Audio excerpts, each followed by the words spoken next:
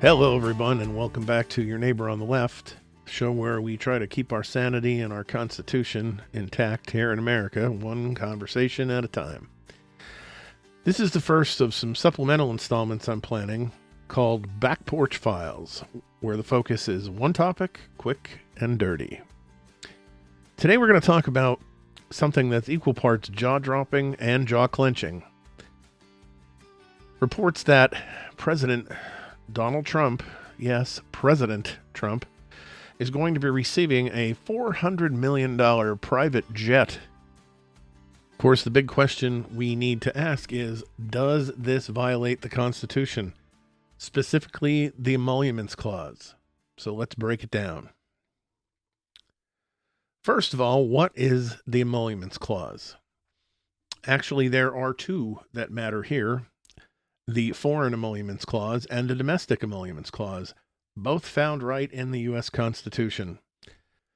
The Foreign Emoluments Clause, Article 1, Section 9, Clause 8, says this: no person holding any office of profit or trust under the United States shall, without the consent of Congress, accept any present, emolument, office, or title of any kind whatever from any king, prince, or foreign state.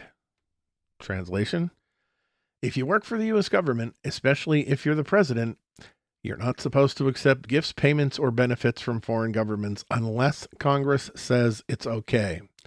That's because foreign money equals foreign influence. And the founders were really clear about that being a bad idea. The Domestic Emoluments Clause, Article 2, Section 1, Clause 7, says the president gets a salary and nothing more from the federal or state governments. No side deals, no freebies, no bribes, nothing dressed up as business. Why do these clauses matter?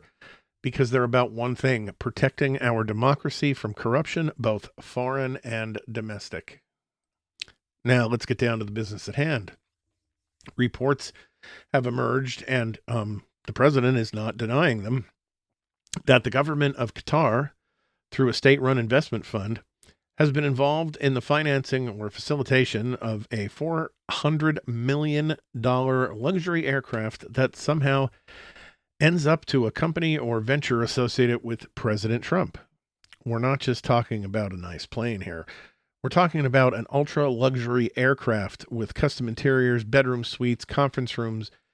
It's been referred to as a flying palace, and it appears to be made available to Trump while he is president of the United States. In fact, it's been said he's going to use it as Air Force One. I'm not sure how there's anybody out there who does not see this as a problem. Because if a foreign government like Qatar provides a sitting president with access to a $400 million asset, whether it's gifted, leased under market, provided through any other means, that's the textbook definition of a potential foreign emolument. Even if it were to somehow be routed through a corporation or holding company, which I haven't heard anything to that effect, if the president benefits financially or materially from it, it's a constitutional red flag, period. There doesn't seem to be a lot of gray area where this is concerned. Plus, it's been made known that when Trump is exiting the White House, finally, when that happens, the plane will then be going to his presidential library where he'll continue to have the use of it. This is clearly a gift to the man and not a gift to the United States, as he likes to frame it. You know, they say you can't take it with you, but apparently if you're the president, you can take a $400 million Qatari jet. I guess Air Force One is just a little too government issue for the president's taste. And this is the guy who suggested that we buy our daughters fewer dolls this Christmas. And, you know, for $400 million, that jet better come with a Cliff Notes version of the Constitution, an ethics lawyer, and a parachute made of shredded FEC complaints. So let's talk a little bit about why this is so dangerous. Here's why it matters so much. This isn't just about some billionaire and his toys. This is about foreign governments trying to buy influence at the highest level of American power. Qatar is a wealthy Gulf state with major business interests, regional military concerns, and deep relationships with American defense contractors. If they're providing favors or luxury assets to a sitting U.S. president, you can bet your bottom dollar they're doing it with some expectations. They want something. Maybe it's favorable policy, maybe it's access, maybe it's silence on certain issues in the Middle East. Of course, this gift was tied to his recent trip to the Middle East. No coincidence there. And if the president is accepting those gifts, we are no longer functioning as a true democracy governed by the rule of law. We are teetering on the edge of an authoritarian-style corruption. And I don't think that I'm using my imagination to come up with that description. This is what we are at risk of. And also, let's not forget that this isn't the first time. President Trump was already under fire during his first term for what many called violations of the Emoluments Clause. Foreign officials stayed at his hotels. His businesses profited from government contracts and international visits. Lawsuits were filed. Ethics experts raised alarm. But the courts dismissed some of the cases on procedural grounds. Congress failed to do anything. There's a shocker.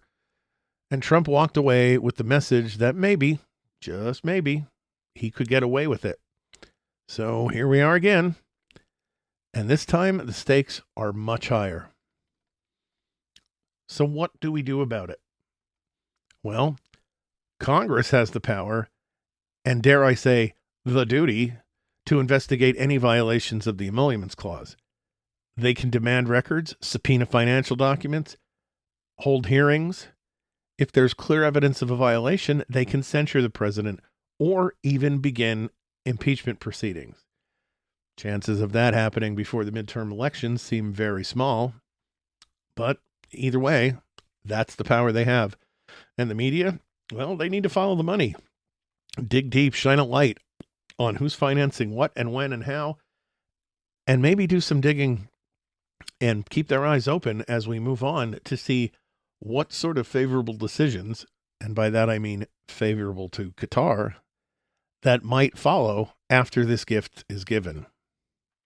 Because if we don't adhere to the Emoluments Clause, if we don't defend it, we're saying it's just a suggestion, not a safeguard. And that opens the door to a presidency that is no longer accountable to the people, but instead bought and sold by foreign powers.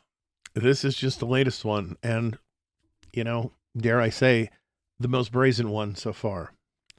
And look, this isn't about disliking Trump, although I do intensely. This isn't about partisanship. This is about the Constitution. This is about protecting our democracy from the kind of corruption that the founders feared when they put these clauses into the Constitution.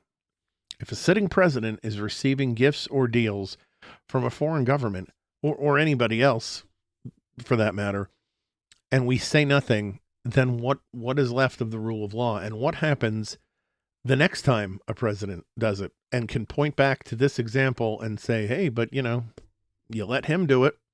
So why is this different? The Emoluments Clause exists for a reason, and that reason is right now. Some say it's corruption. Others say it's diplomacy. Me, I say if your plane costs $400 million and your ethics are only worth 99 cents, then we've got a big problem. So thanks for listening to this first installment of Back Porch Files here on Your Neighbor on the Left. If you appreciate this kind of honest conversation, share Your Neighbor on the Left with someone who might need a reminder that constitutional accountability is not a partisan issue. It's an American one. Until next time, have the day you voted for.